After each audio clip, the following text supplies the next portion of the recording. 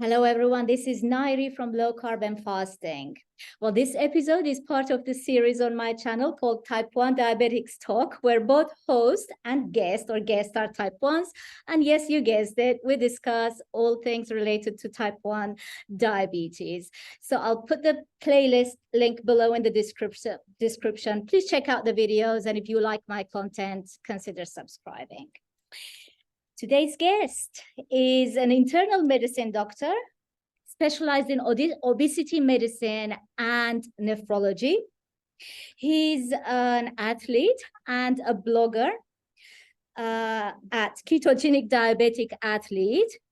He's also the author of 3 books. I'll give you the short titles and also put the links to how you can purchase those books. And the short titles are Master Type 1 Diabetes, The Ketogenic Diet for Type 1 Diabetes, and Conquer Type 2 Diabetes with a Ketogenic Diet. So as you can tell, he's a proponent of the ketogenic diet for all diabetics. Dr. Keith Runyan, welcome to Low Carb and Fasting. Thank you, Nayiri. I really appreciate your inviting me and look forward to our chat.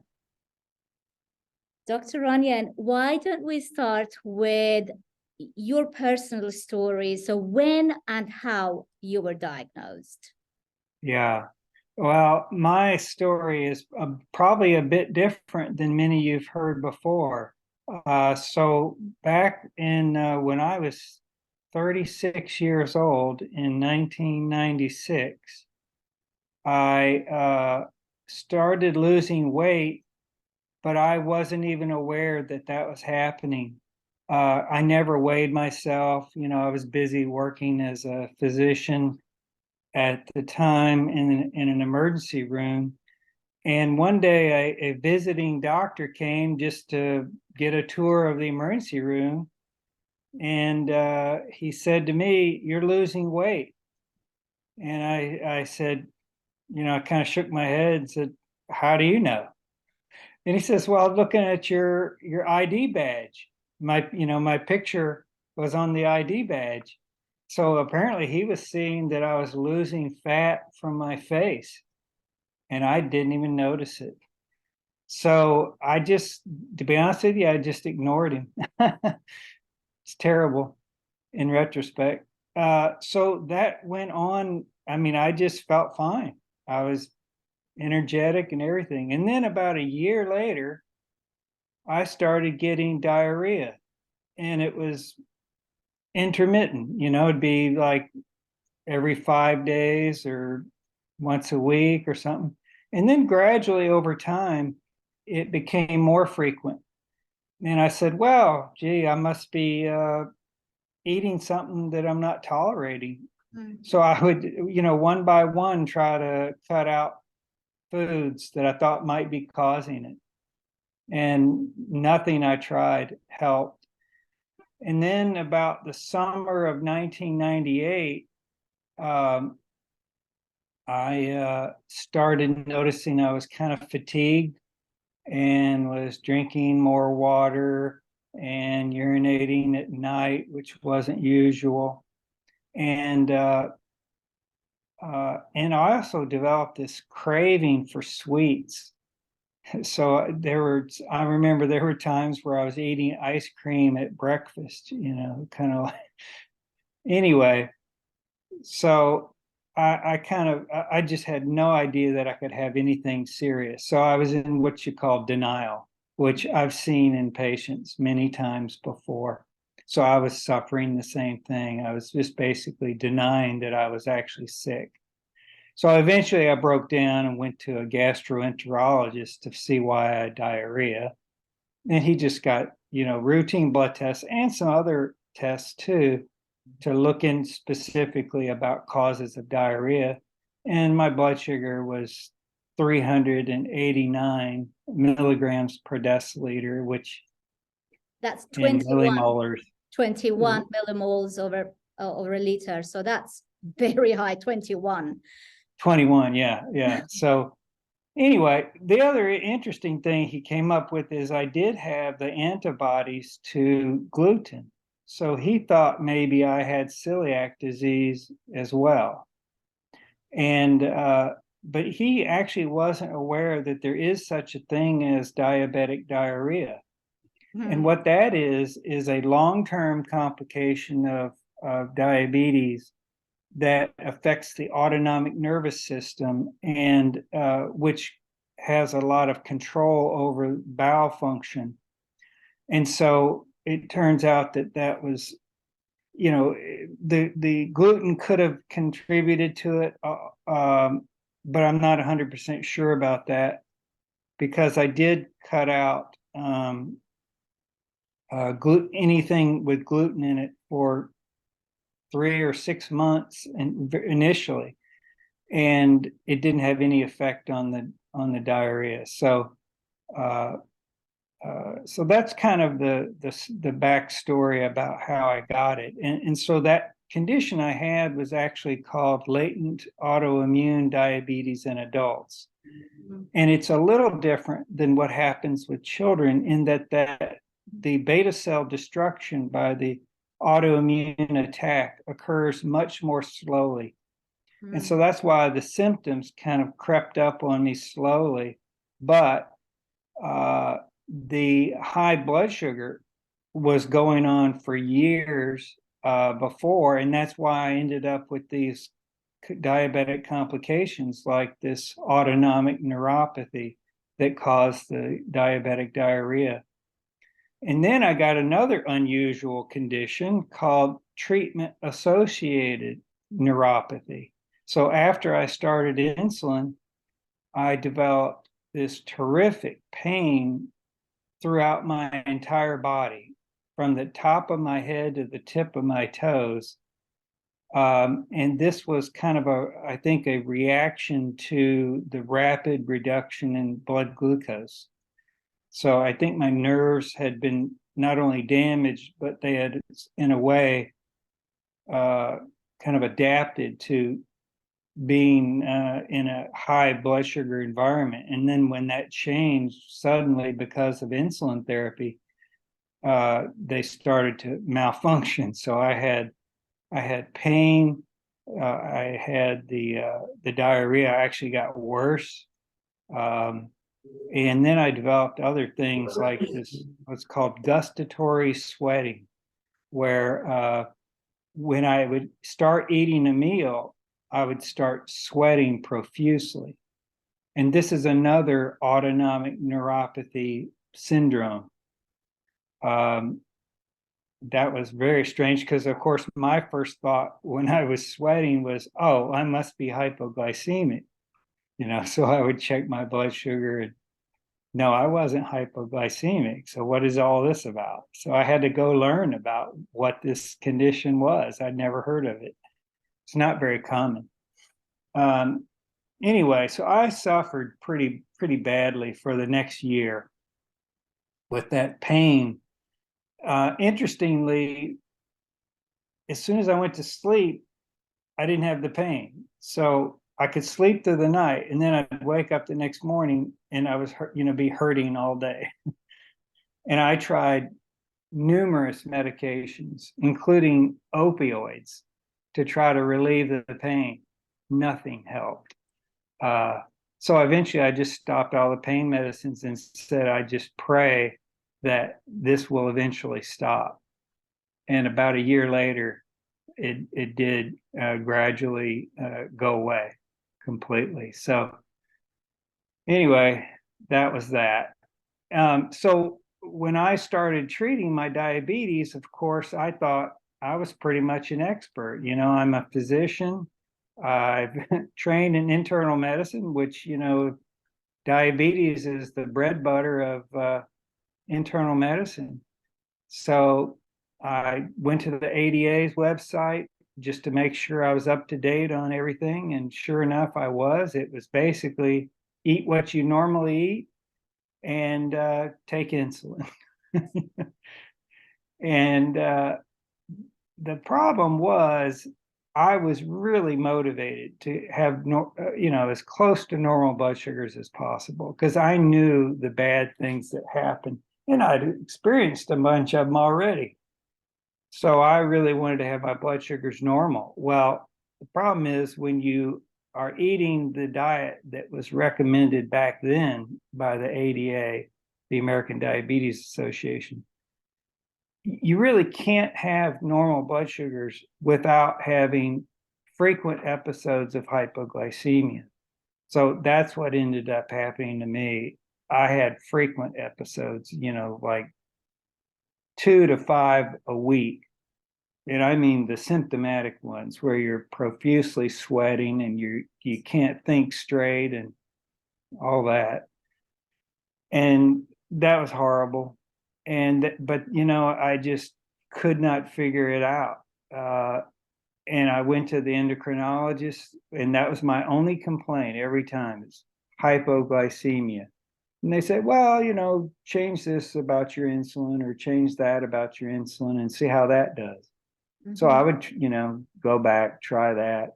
Didn't really help. But the idea of diet being involved, it never entered my mind because,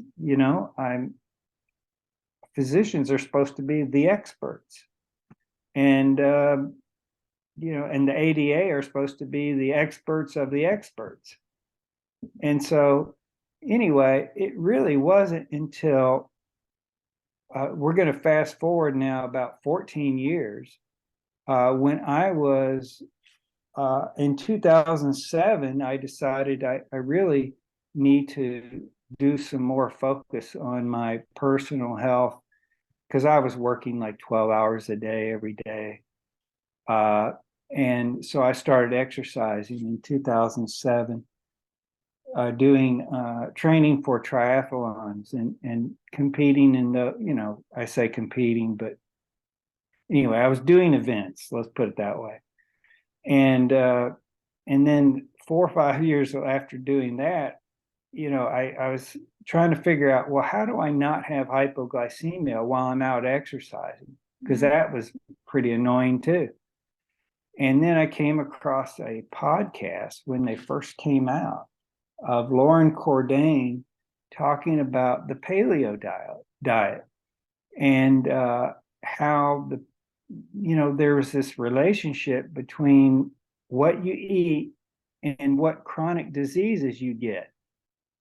And of course, that was not a topic in medical school at all, which is mind-boggling now, to me now.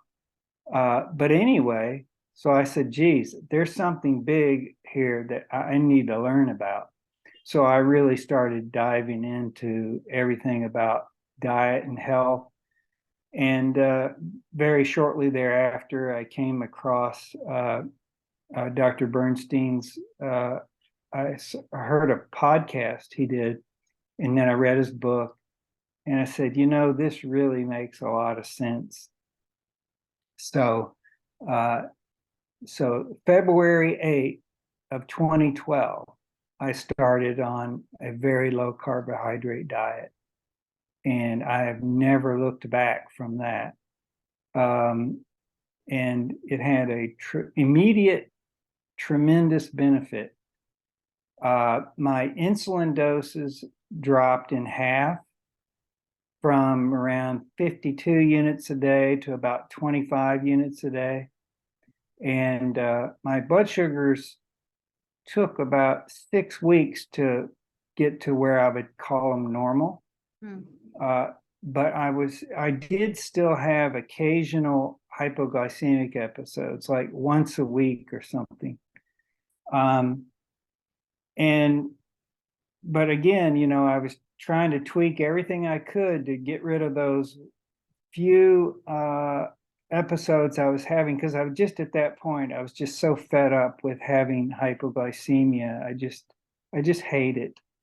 So it took me several more years, in fact, until 2019, when I said, I've just got to try something more, something in addition to what Dr. Bernstein does. And so that's when I decided to try to make everything as constant as possible to see if I could better predict the bolus insulin dose for each meal. And so what I did is I standardized my meals. So I would come up with a meal for breakfast and just eat that same meal, that same breakfast every day. I come up with another meal for lunch and then eat that same lunch every day. Same for dinner. And then, if I got tired of that meal, I didn't think it was a big deal just to change it. But then I would try to stick with the new meal for, as long as I could. Then rather than trying to figure out my dose based on the contents of the meal, I would figure out the dose based on what the blood sugar response was in the previous day or the previous 2 days, 3 days. I could average the results together and then try to figure out the best way to estimate the dose. And then I did the same thing with exercise, because with triathlon, I was doing 3 different activities: swimming, jogging, I would call it, not running, and biking. But it seemed like each of those activities had a different effect on my blood sugars. So I said, let me try to figure out a way to standardize my exercise too.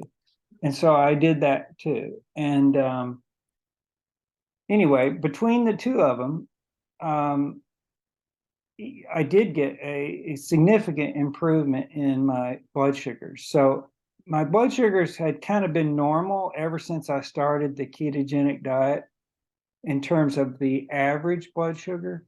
But what I wanted to do was stop the hypoglycemia and reduce the variability of the blood sugars as measured by standard deviation of blood sugar. And so for those initial years from, say, 2012 to 2019, my standard deviation was around 28 to 30, and 28 to 30 milligrams per deciliter. So you would have to divide by 18 if you wanted to get millimolar. But then after 2019, when I started standardizing things, it progressively came down to about 18, which would be 1 millimolar for the standard deviation. And that's where it's pretty much stayed since. And hypoglycemia, I have maybe 1 episode a year. And that's what I was really after. So I think that at least for me, this approach, although some people would probably not want to do it, which I could totally understand, but for me, it's paid off, and I really don't mind doing it. And that's kind of brings us up to today with my story.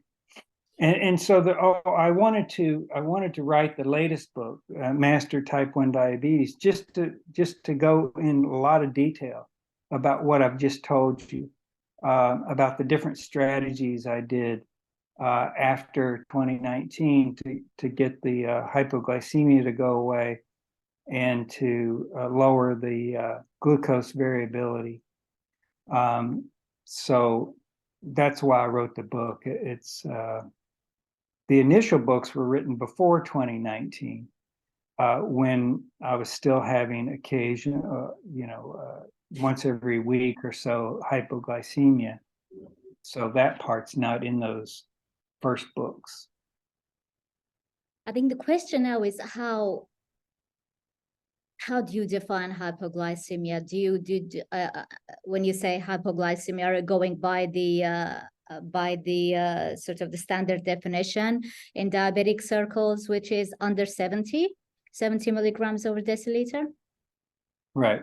Okay. So when I say I stopped having hypoglycemia, what I mean is I've stopped having symptomatic Yes. hypoglycemia. Mhm. Okay. So I do have occasions where the blood sugar is below 70. It's like usually in the 60s when that happens, but I don't have symptoms in the 60s. So I think the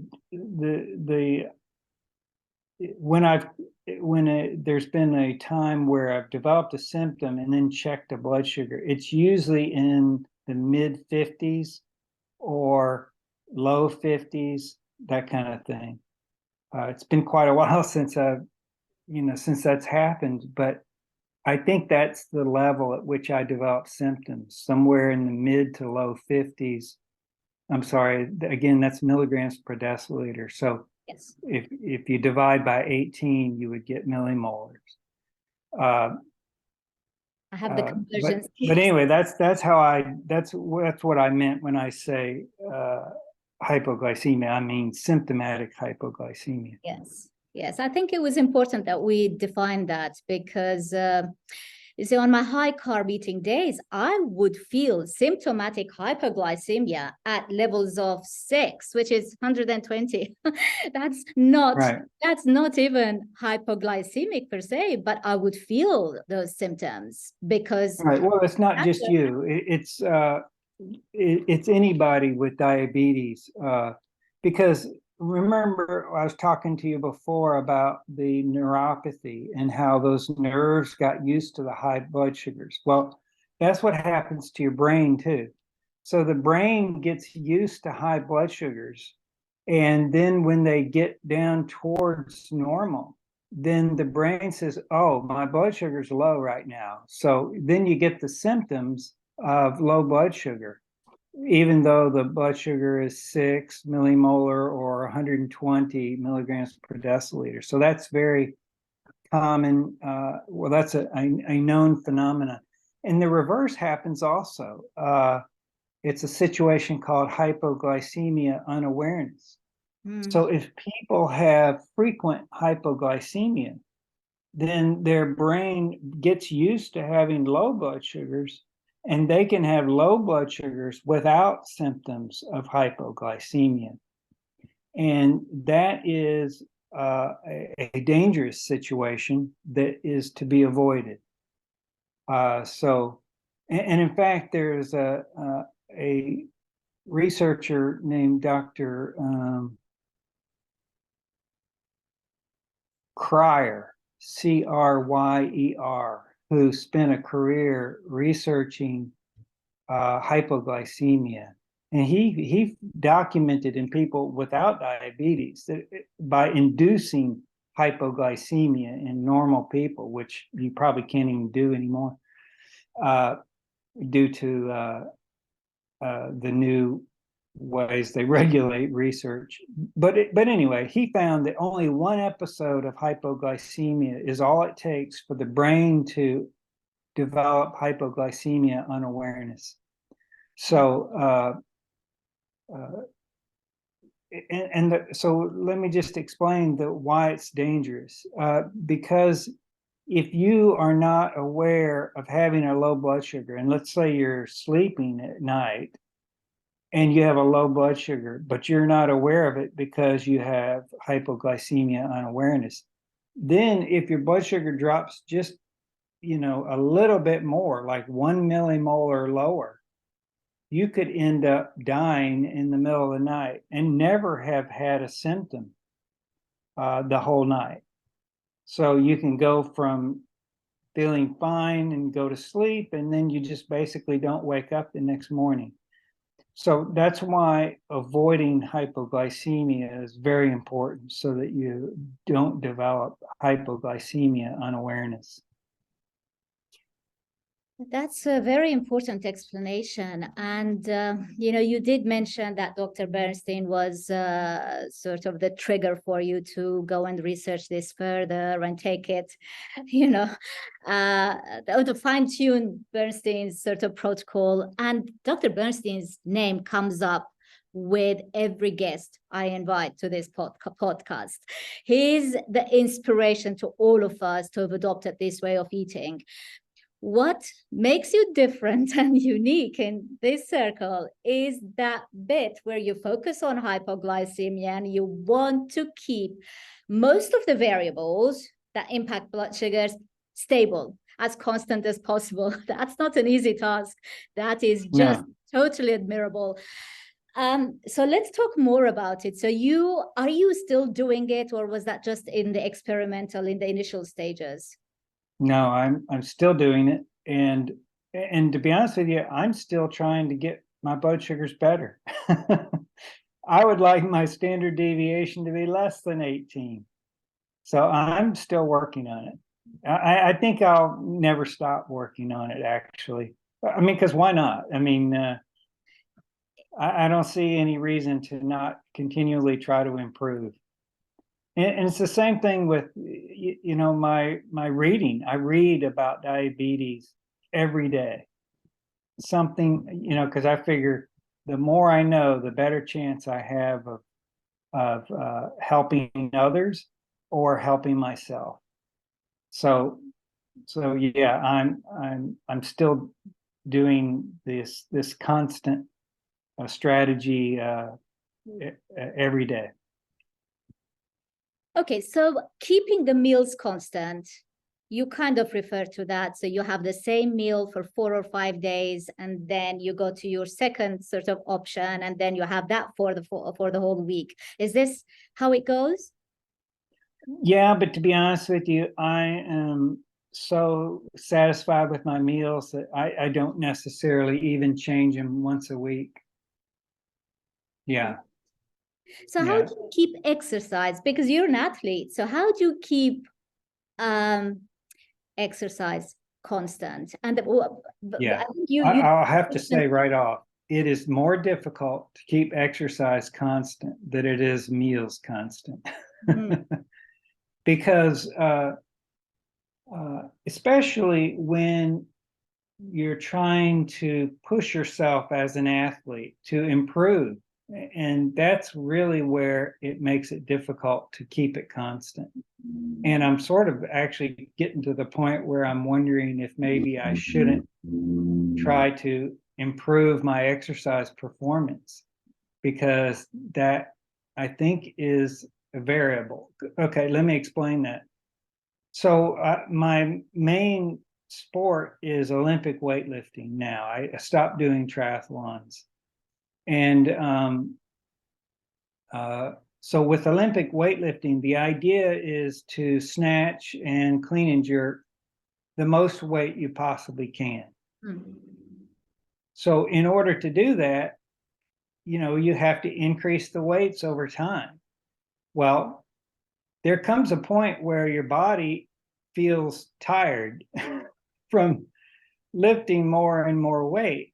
And then you notice that I just can't reach the same weight today that I could do yesterday. And then the next day, it's the same thing. I just can't get back to that weight I was doing 2 days ago. And it might even go a little lower. And so that cycle just seems to occur over and over again. So my weights will gradually go up, and I'll be real happy. I'm going, yes, I may hit a new PR for the year or whatever. And then I may or may not hit it. But then very soon after, it's like, boom, the weights start going down, down, down, down. Because my body has just said, you're tired and you just can't do it. And so that cycle just recurs over and over. And I think that is contributing, whether it's the exhaustion or it's the change in the weights or what, but I think it has an effect on the blood sugars. I can't prove that, but, just from, I put my blood sugar, every blood sugar I measure goes in a spreadsheet. So I can do all kinds of data analysis on the insulin dose, the blood sugars. I can graph things. I can graph the amount of weight I'm lifting against the blood sugars. And I see these patterns. And so I think that they are related. Um, and so, so now I'm sort of getting to the point where I'm thinking, well, maybe I shouldn't really focus on trying to lift more and more weight all the time, and see if that will help my blood sugars. Just sort of pick like 90% of max and do that every day and see if my blood sugars get more stable. And then there's some other, I've also experimented a lot with the macronutrients in the diet. So, I'm on a ketogenic diet. So the carbohydrates, I've experimented anywhere from 30 to 70 grams of carbohydrate a day. And it's pretty clear to me that the more carbohydrate, the harder it is to manage blood sugars, even though the carbohydrates are all from, non-starchy vegetables, nuts and seeds, stuff that you would think would be pretty benign for blood sugar management. But still, it seems like the more carbohydrates eaten, the more difficult it is to control blood sugars. So I'm down to 30 a day, and I have been for a pretty long time. The next one is protein. So that's another macronutrient that I keep constant. And because I do value my muscle mass, I do eat a fair amount of protein. So I've been reading papers by Stuart Phillips he's in Canada at I forgot the name of the university, but anyway, and so he's done a large meta-analysis of athletes, and he thinks that the optimal protein intake for an athlete is 1.6 grams of protein per kilogram of body weight per day. And so that's what I'm taking in. And he also, he and other researchers like Donald Layman and others feel like it's important to get that protein distributed rather evenly across the meals. It doesn't have to be perfect, but since I am very tightly regulating my food intake, I just go ahead and make all of my meals the same. So basically, I eat 4 meals a day. Each one has 30 grams of protein for 120 a day, which when you divide by my body weight of about 73 kilograms, turns out to be 1.6. It's pretty much exactly. So, and then, so the last variable then is fat. And I've noticed that fat really has a significant influence on the blood sugars and how much insulin you need. So the more fat you take, the more insulin you need. And the more fat you take, the more variable the blood sugars can be. It's probably the least impactful of all the macronutrients. Well, I know it is. It's the least impactful, but that doesn't mean it has no effect at all. So, and then there's one last thing I should mention about my philosophy of managing type 1 diabetes, and that is the total daily insulin dose.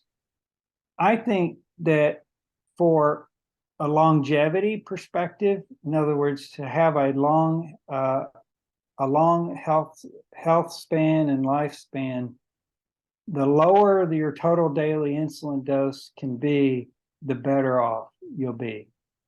And so that's why I think, regulating the calories and your body weight to be lean is the strategy to have the least insulin dose possible. So so exercise is part of that, because exercise makes your muscles more sensitive to insulin, which translates to a lower insulin dose. And then being lean reduces the amount of insulin you need. So I try to be as lean as I can, but not to the point that, I'm walking around hungry all the time. Nobody wants to live like that. So that I sort of adjust the calories to that tipping point, where if I eat a little less, I'll start being hungry. And if I eat more, then I'll have more fat on my body than I need. So that's kind of another aspect of my management strategy. I want to come back to the protein and fat. Now, with carbohydrates, even when the carbohydrates are from lower carbohydrate vegetables, we still need some insulin to cover the carbohydrates. In most cases, I mean, if it's insignificant amount, I quite often just ignore that and just cover the protein. But if it is a significant amount of a whole bowl of salad, for example, you're going to cover that with insulin. How do you cover the protein? What's your strategy? Because everyone I've invited to this postcard, every single person has a different way. They've developed some way different from one another to cover the protein. Right. Well, like I said earlier, I don't even attempt to do that, because honestly, I don't know how. I don't know how to dose based on how much protein I'm eating. I don't even know if it's possible to sparse out how much you need for carbohydrate, how much you need for protein, how much you need for fat. So that's why I came onto this strategy of just keeping it the same. Because if I'm eating the same amount of carbohydrate, protein, and fat at each meal that's covered by a certain dose of bolus insulin, then there's no variable to adjust for. So all I'm doing is adjusting based on what the blood sugar was the day before. And when I say blood sugar the day before, what I mean is, how did the blood sugar change from pre-meal to the next meal on the previous day? So that it's called, I guess you'd call it a delta. So for instance, if the breakfast the day before, let's say my blood sugar was, we're going to have to use milligrams per deciliter, sorry. It's all right.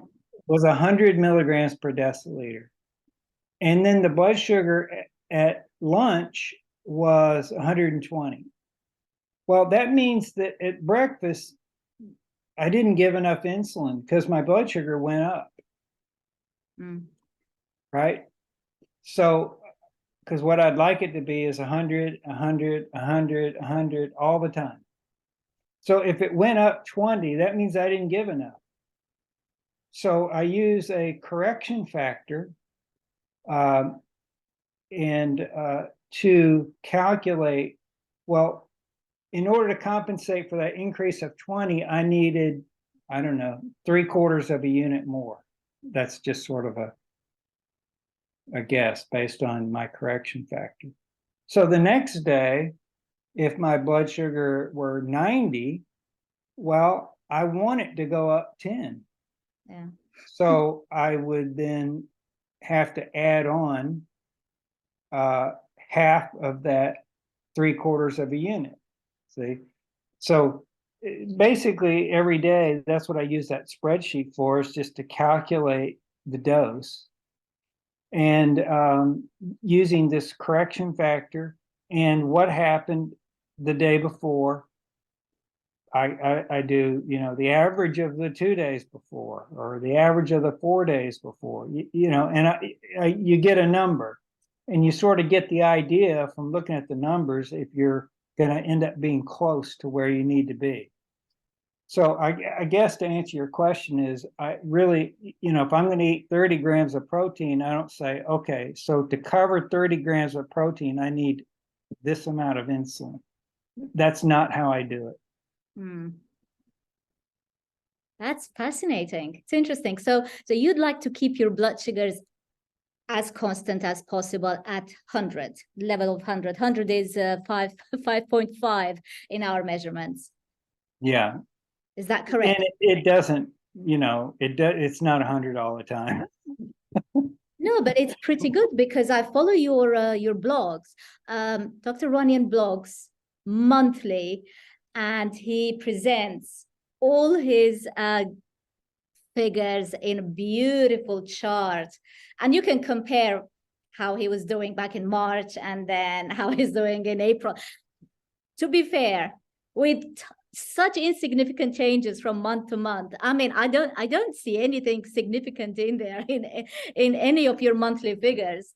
Yeah, well, you'd have to go back to the older posts when I was doing more experimenting, but I'm so close to where I want to be.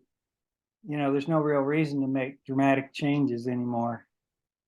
But yeah, but I do try to present my results just so people kind of get an idea of what I'm doing. I mean, it's kind of nebulous. Like Dr. Bernstein says, his blood sugars are normal, but yet I've never seen what he means by that. I don't know. Is it 83 all the time, or does he go from 50 to 150? I have no idea. All he says is they're normal. So I figure, well, let's just put out some results and let people see for themselves. I started that blog in 2015, and so all the posts are there. To be honest with you, it's not well indexed, so you sort of have to just keep hitting the older post button there if you want to see older posts. But you can actually read or look at all of them from back in 2015. I just scroll down, and that's all you have to do. And it's fascinating. I love the way you introduce yourself first, and then you also explain some of the calculations, how you work out those calculations, and then you present your your charts. Okay, so you're type 1 diabetic. Your master type 1 diabetes is obviously about type 1 diabetes, but you've written a book on type 2 diabetes. Now, what I want us to talk about is what's called double diabetes. So what is double diabetes? We're hearing of that more and more nowadays. Yeah, it's really, unfortunately, not a rare condition. So double diabetes is a name that means if you have type 1 diabetes, but you have developed insulin resistance, and therefore you're developing some of the problems that are more characteristic of people with type 2 diabetes, then you have double diabetes. And so just to throw out a few little factoids, half of all the people with type 1 diabetes are either overweight or obese. And so that's very comparable with the general population. So type 1 diabetics used to be thought of as being lean, but they aren't anymore. So they're just like the general public. The other paper I ran across was they checked for non-alcoholic fatty liver disease in patients with type 1 diabetes. So 1/4 of all people with type 1 in that study had confirmed non-alcoholic fatty liver disease. And that is basically a condition of insulin resistance in the liver. And I think the origin of this double diabetes is simply from the diet. We can talk a little bit more about some possible another possible mechanism, but I think it's primarily what people are choosing to eat or what they're instructed to eat when they have type 1. And when you eat a lot of carbs, especially, well, you can't eat a lot of carbs without eating a lot of refined carbohydrates.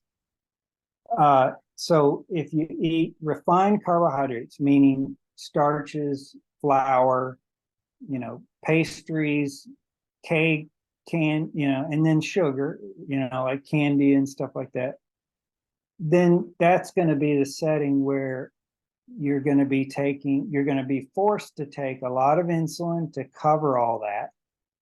And then you're going to be just like the general public who eats those foods. Their pancreas makes a lot of insulin to compensate for it. And then they develop overweight, obesity, insulin resistance, fatty liver disease, and all the other chronic diseases like cardiovascular disease that goes along with insulin resistance.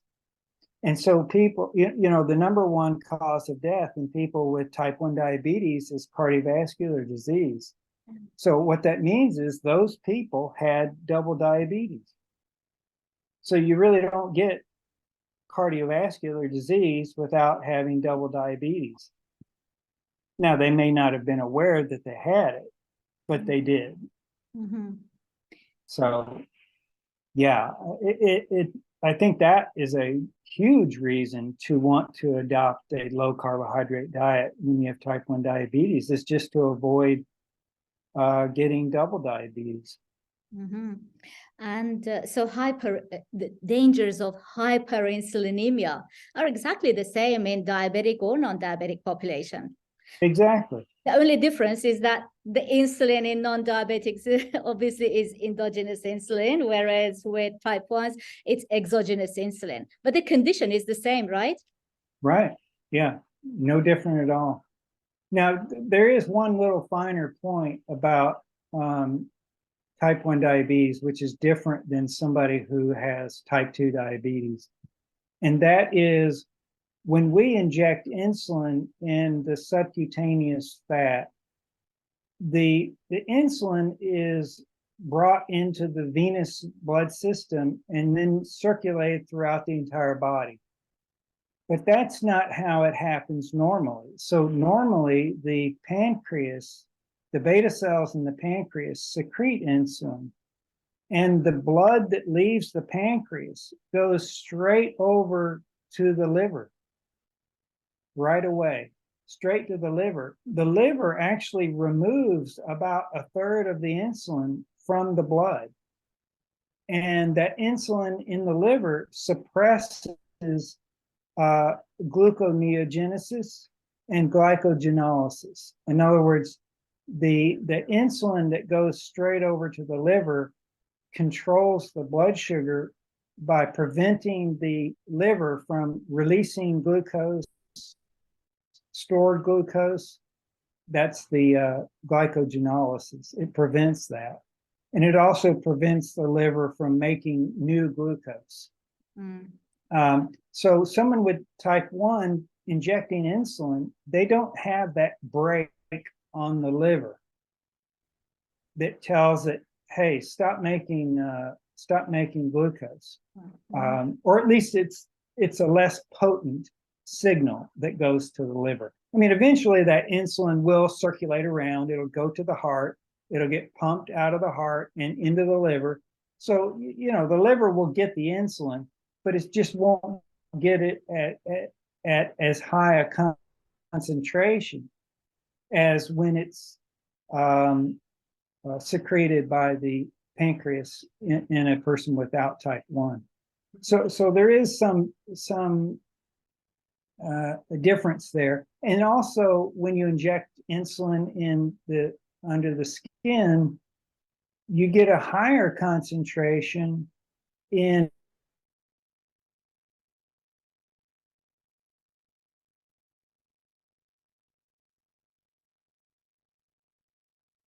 and although it might store more fat. The insulin might have a higher propensity to make you store fat, after a meal or whatnot.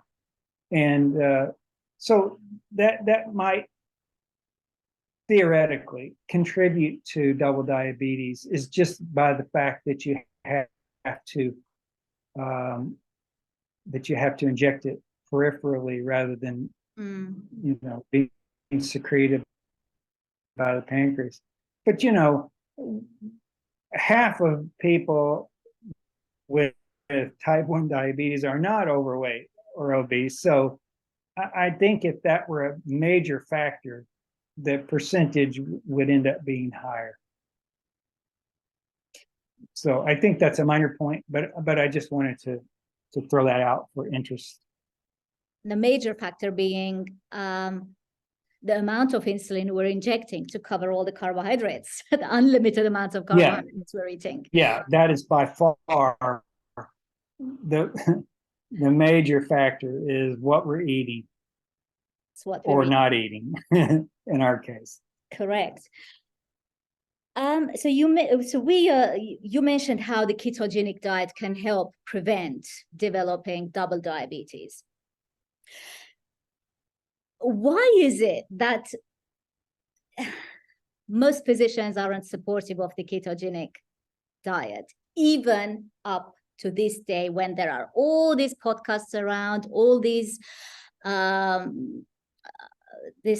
I guess there is some literature around as well. I mean, I was told even as recently as a few months ago, I had a long flight from California to London, and it wasn't a direct flight either. So I'd been on the roads for a good 18 hours. I was totally dehydrated. I went straight to bed, woke up the next morning, and I went to my doctor's clinic. I had an overdue appointment for a blood test. I knew I was dehydrated. So my and some kidney sort of function was a little bit concerning. So he said, "Oh, I suspect you're developing stage 1 kidney disease because you're eating the ketogenic sort of diet. It's not suitable for type 1 diabetics." I said, "Doctor, please, I know it is suitable. Otherwise, I wouldn't do it. I've got my own life here. Can you rerun the test?" And of course, 3 days later, and I was just making a point of hydrating myself well. 3 days later, I went and everything was normal. So interesting, right? Yeah. Well, I guess I should make a few comments. So number one, and I've already told you that when we invest so much time and effort becoming doctors, we assume that we're getting the best knowledge available at the time that we go through training, and that it's unlikely that a patient is going to walk in and tell us how to do it better than we were taught in medical school. Not impossible, but unlikely. So,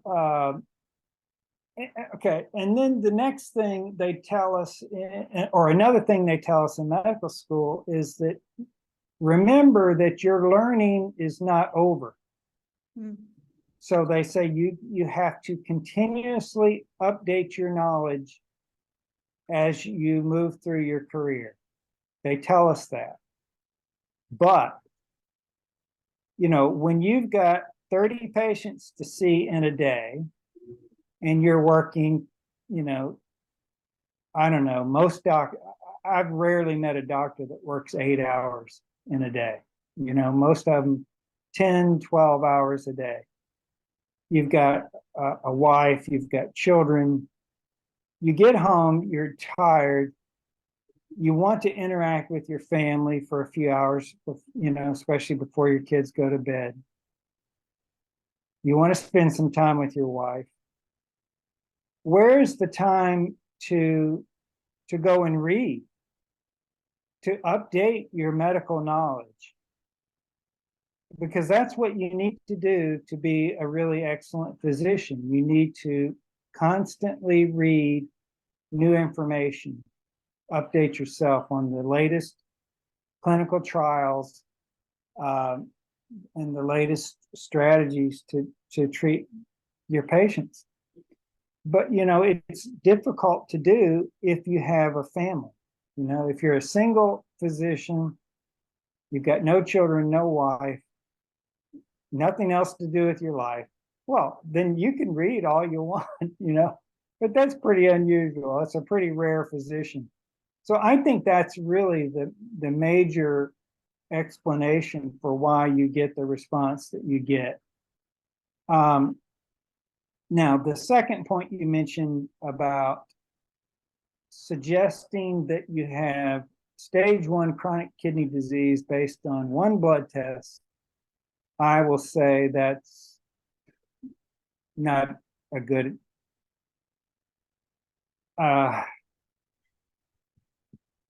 I wouldn't have said that. I really don't make any definitive diagnoses based on one blood test, especially in a person who's not having any symptoms, feels just fine, and we have one abnormal blood test. So, you know, I've just seen so many lab errors over the years, but they're not uncommon at all. And so I am a bit critical of that idea, you know, especially because you have to, everything you say to a patient, you have to consider how are they going to feel about what you just said? And are you really sure about what you just said? You know, when you tell somebody, guess what, your kidneys are starting to deteriorate. Well, that's kind of a stressful thing to say. And I think you ought to be very confident that that's exactly what's going on before you say that. So I do have a criticism about that second part. And you're right. I mean, I was pretty sure it was dehydration. And I wanted to rerun the test, but despite that, I came home and I was like frantically trying to find literature on, you know, why someone on the ketogenic diet might present with early stage sort of kidney dysfunction or something. And well, there is one reason it could happen. I mean, you had an excellent reason. I mean, you were on an 18-hour flight, and you know, you weren't having access to, you know, food and water that you were accustomed to. But there is one reason why on a ketogenic diet the kidney function might go down as a result of dehydration, and that is if you are not consuming enough salt and water. So in a person on a ketogenic diet, whether they have type 1 or not, the reduction in insulin tells the kidneys to excrete salt and water. Mm-hmm. So that's been known. I found a paper from the early 1960s where they actually measured that. So that's been known for a long time. So reduction in insulin causes the kidneys to excrete salt and water. So if you're on a ketogenic diet, you're always going to be secreting more salt and water than a person not on a ketogenic diet. So you have to keep up with your salt and water intake to stay hydrated. And so if you just happen to be caught on a day where you weren't keeping up with your salt and water intake, well, then you would expect to have a little bit lower kidney function, which would be measured by the serum creatinine going up a little bit or the BUN going up a little bit. Yeah. So there's a good explanation for that. Well, I kind of suspected that, if not being of not having any medical background. But I guess another reason why doctors don't want to recommend keto, because they mistakenly confuse or the nutritional ketosis with a completely different physiological state, potentially dangerous, called diabetic ketoacidosis, DKA. And these two are completely dissimilar, completely different conditions. But there isn't enough understanding. So when you say keto, all they're thinking about, the first thing a physician would think about in most cases is diabetic ketoacidosis. Right. Yeah. Well, again, the idea of nutritional ketosis, I mean, that's actually a rather new term. I think it was Stephen Finney who coined that term, and he did that in the 1980s, I believe. So it's not been around that long. It's something I never heard about in medical school. I never heard of a ketogenic diet in medical school. So you would kind of naturally think that, a doctor would, I mean, if they know nothing about it, and all they know about is diabetic ketoacidosis, they might think that anytime a type 1 has ketones, whether it's in the urine or blood or whatnot, or breath, they might be concerned, oh, are they heading toward diabetic ketoacidosis? Even though they may not be in it right now, but this might be a signal of concern. So, that is sort of understandable if you have no knowledge of it. Mm-hmm. And you do want to be on the lookout for problems in your patients. You don't want them to head down the road to diabetic ketoacidosis. So it is something to be concerned about. But again, we go back to that part about doctors, not having time to read and update their knowledge. So, if a patient I think I have to say that before I ever discovered the ketogenic diet, I think if the type 1 came in and they had normal blood sugars and weren't having hypoglycemia, and then they told me that they were on a special diet, I am pretty darn sure I would have taken the time to go research that situation and find out what is going on here. Because I would have never seen it before. And I'm curious. And I guess that's one, if I'm going to throw another fault at doctors directions, it would be, I think doctors need to be curious and stay curious throughout their careers. Couldn't agree more. And I know you measure ketones regularly, and that's something else my GP did for me on that day when we ran the regular sort of annual blood test. He also did a urine test, and of course there were ketones in there, 0.3, I think it was at the time, 0.1, and he said there's trace of ketones. And I said, but of course, doctor, there would be ketones because I'm in ketosis. And I realized he just doesn't have sufficient understanding of it, but he was alarmed to see trace of ketones. Why do you measure ketones, Dr. Runyan? I'm sorry? Why do you measure your ketones regularly? Oh, well, I don't really measure them regularly. I think I measured it earlier in the month. It was 2.2. That was, I think, at bedtime, 2.2 millimolar. But honestly, I maybe measure them once every 3 months. I mean, there was a time, and I put all the numbers on the blog. Yes. I measured them maybe 100 times back in 2013. I was just trying to see if there was any correlation between the degree of ketosis and how my blood sugars were doing. And I spent a lot of time trying to, find some correlation between it, and I couldn't. So that's when I decided I really don't think I need to measure them very often. I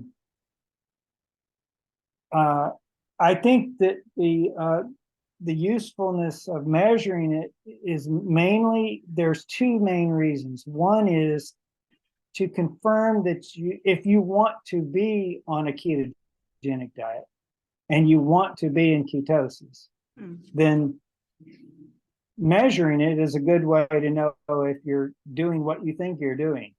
Because there are times where people think that they're on a ketogenic diet, but they don't realize that they are eating certain foods that have carbohydrates that they weren't aware of.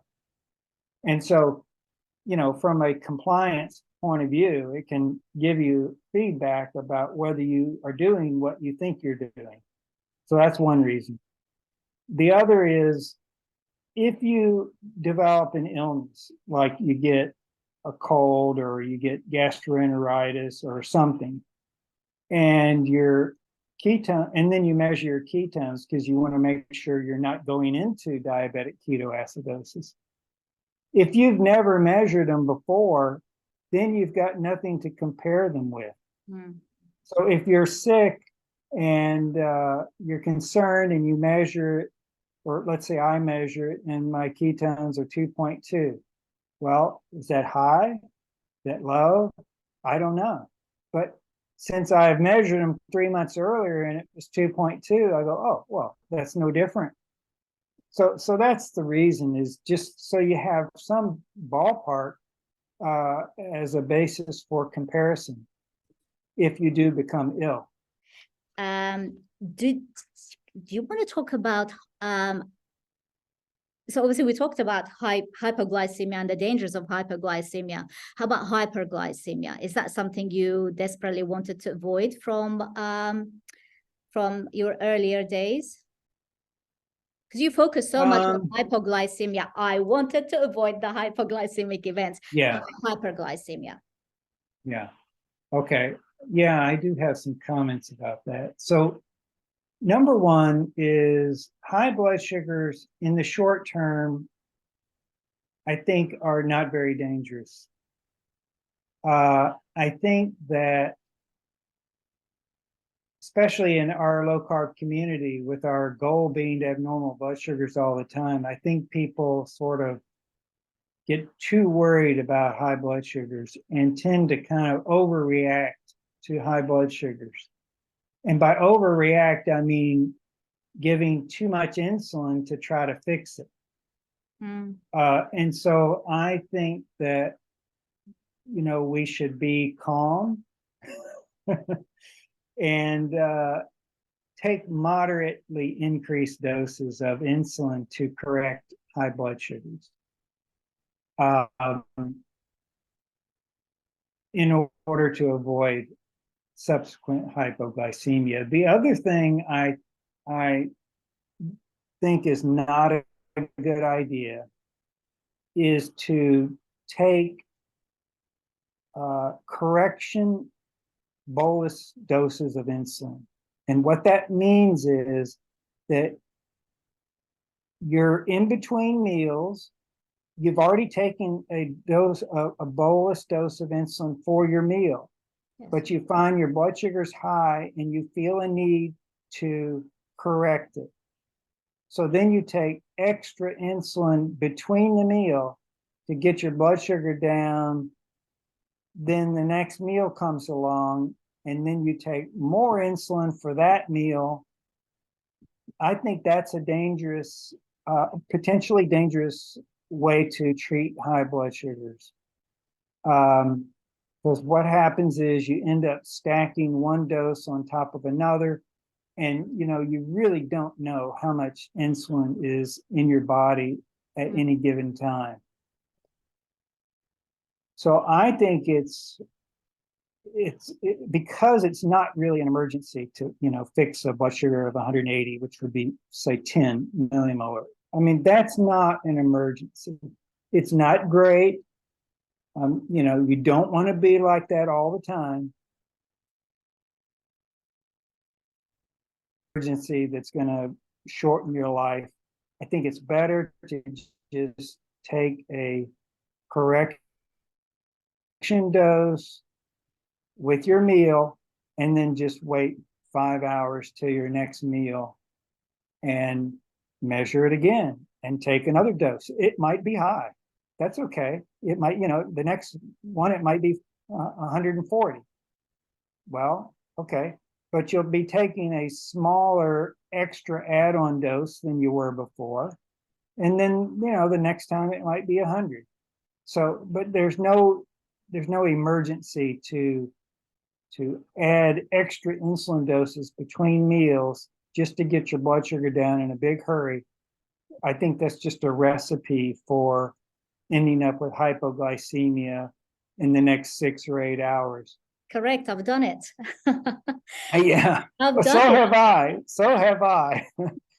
And it's so the temptation is just so strong, seeing those high blood sugars, and you want them down, you want them back to normal as soon as possible. So it's very tempting just to give that NovoRapid or Novolog. What what insulin do you take at the moment? Humalog, which is Lispro. Rapid, yes. Yeah, I've been taking that a long time. Yeah, It's the I've rapid tried regular insulin, you know, because Dr. Bernstein recommended it, and it just did not work for me. So my blood sugar an hour and 2 hours after a meal would not be down, but then eventually, you know, by the next meal, my blood sugar would be down. But with Humalog, you know, an hour or two after the meal, my blood sugar is the same as it is 5 hours later. So it brings it down, or prevents it from going up, actually. When it's dosed correctly, it just basically prevents it from going up, and it doesn't get low generally. So you know, I think that's just me, and there's probably other people like me, and not everybody's the same. I definitely I do some diabetes coaching, and I've definitely run across people who do better with regular.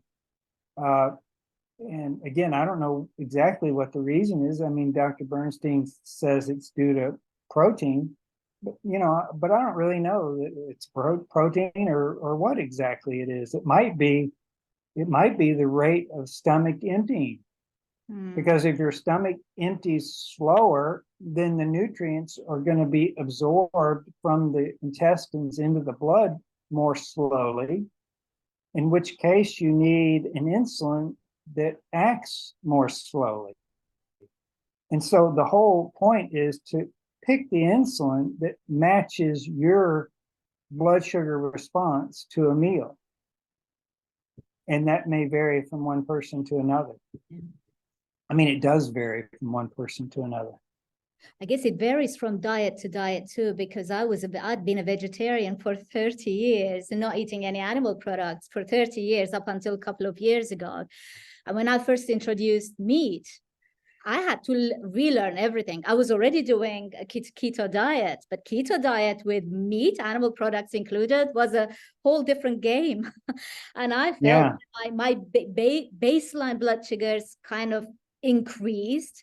And no matter what I would do, they would always revert back to 6 or 6.1, which is about 110. So no matter what I did, they would just revert. And if I didn't take any correction doses, I would just stay stable at 6 and 6.1 at 110. And I got frustrated because 110 is high, or is defined as high or not normal. So I wanted to bring them down, but it was a constant fight. I was just fighting. And every time I took a correcting dose, even when it was a tiny dose, micro dose, I would end up having a hypo. So yeah. You mean by using I don't know what it did. It just kind of corrected itself after a while. But I think it was that initial period of suddenly starting to eat meat, and my body was probably in shock. So are you using your pump to bolus with? I only use my pump for both basal insulin and bolus. So it's rapid acting insulin. It's NovoRapid in it.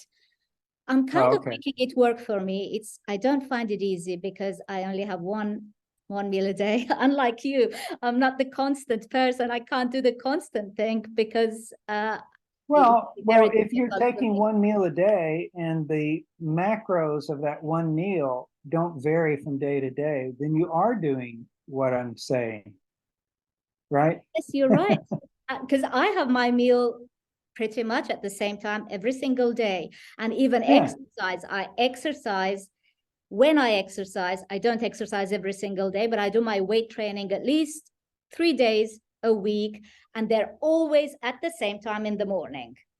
Yeah. Where I have my meal. So I do have some constants. Right. Yeah. So Otherwise, one meal a day, if the macros and the foods don't change, every single day, that's the strategy I'm talking about. It's not about having, 4, 3, 2 meal. The number of meals is not that important. I just picked 4 because that gives me an opportunity to take bolus insulin if I need it.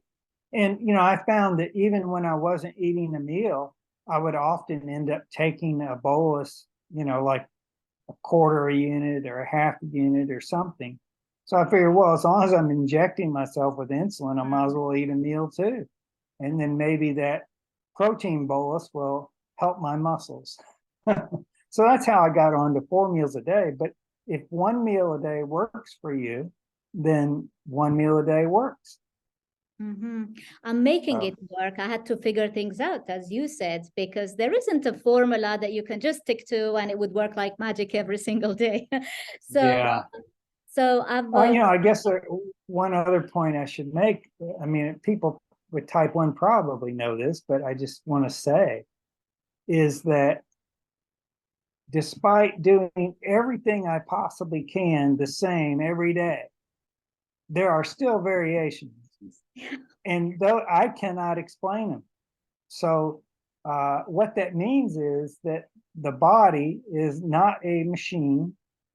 The body varies from day to day for reasons that we will probably never figure out. And you have to not beat yourself up about it, because that's just part of being a human being with type 1 diabetes. It's not going to be perfect all the time. I guess that variability, or a little bit of variability here and there, makes type 1 intriguing, really. It is not a boring disease. It's not a boring disease. It certainly isn't.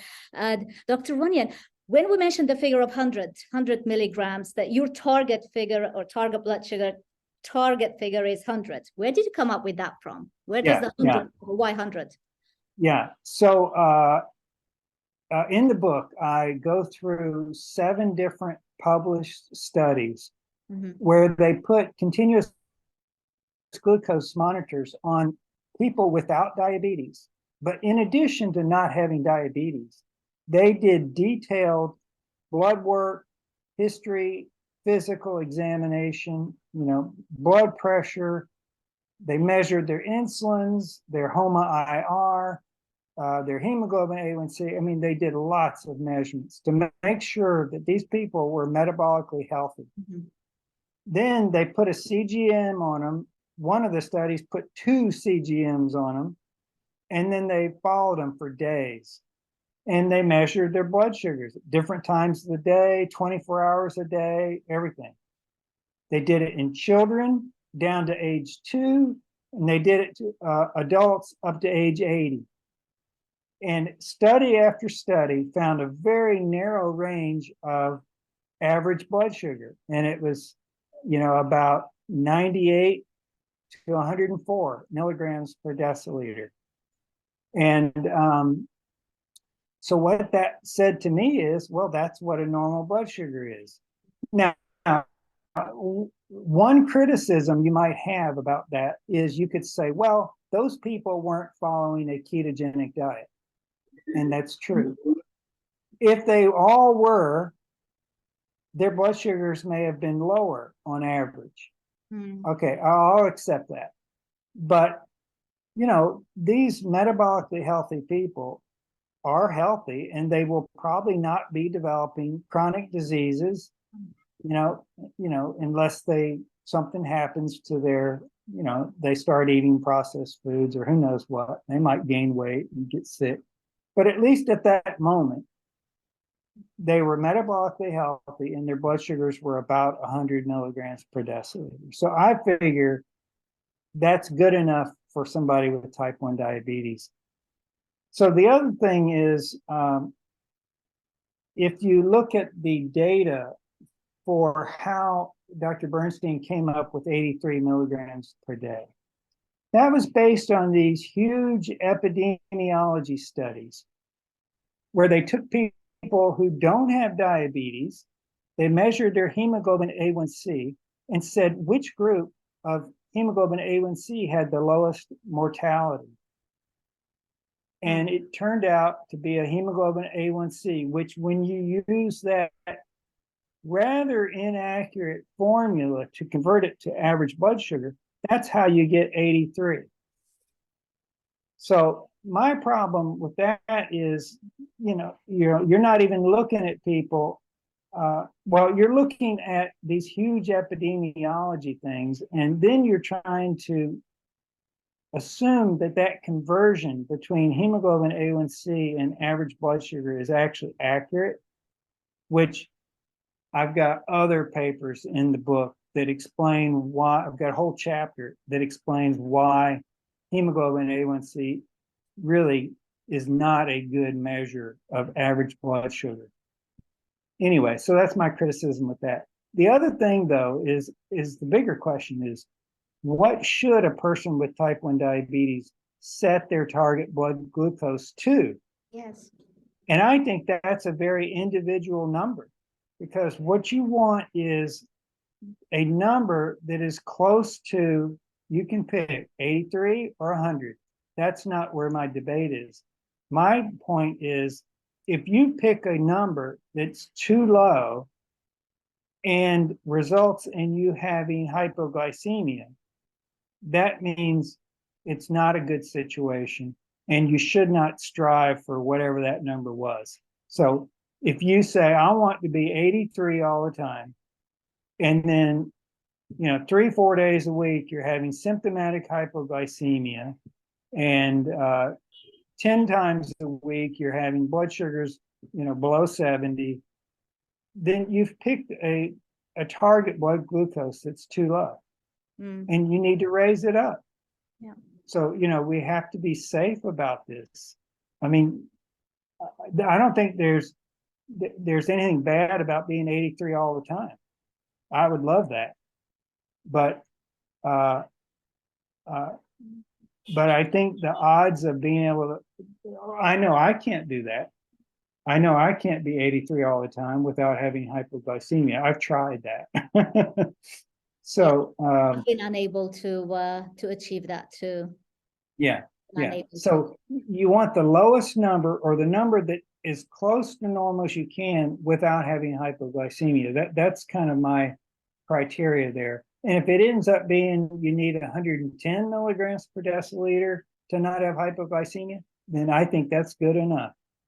I really do, because you're going to be much better off than 99.9% of people with type 1 diabetes, whose average blood sugar could be 150 milligrams a day, which I think is what mine was.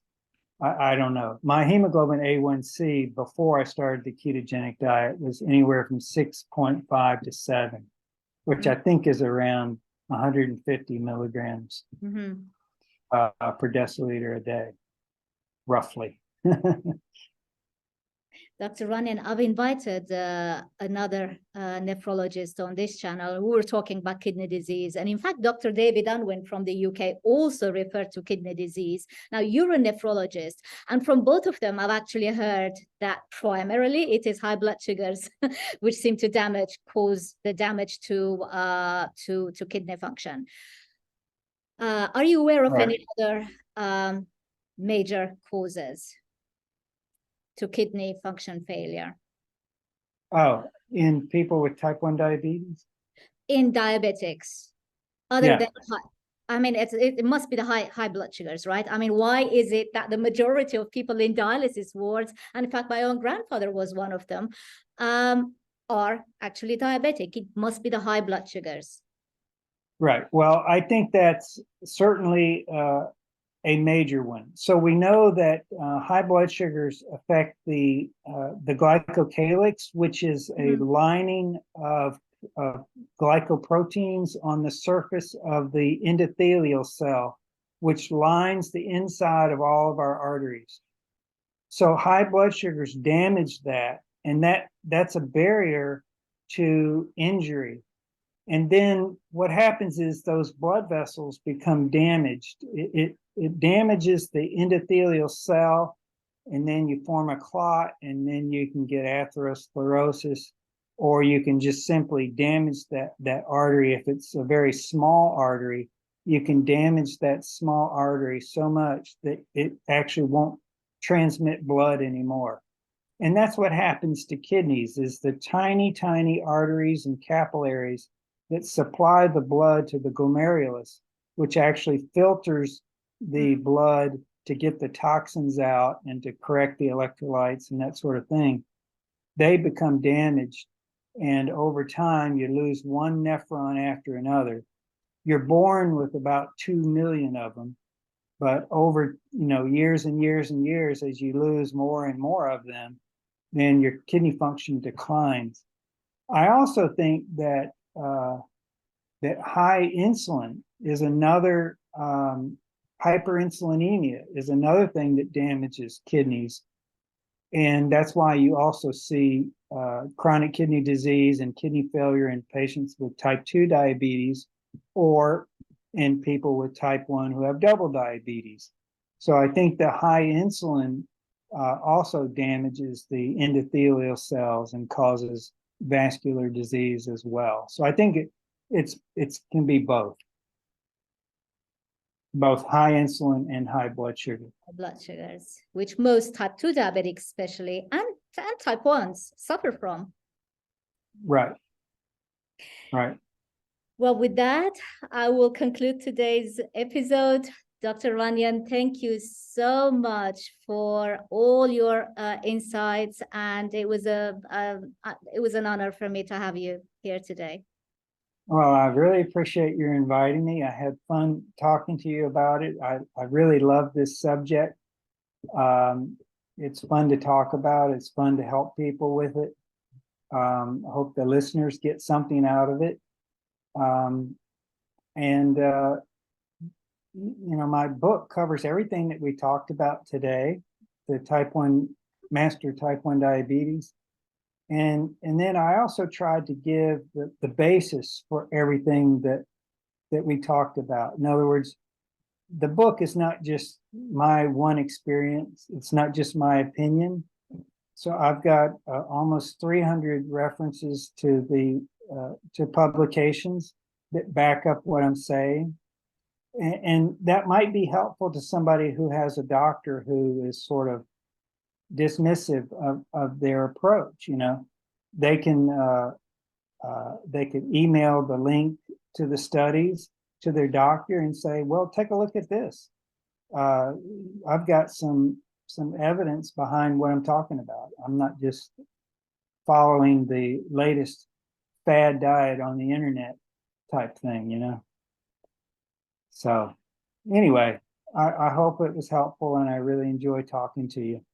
Wonderful. I'll put all your links below so people can contact you directly too, because you have your Gmail address for coaching.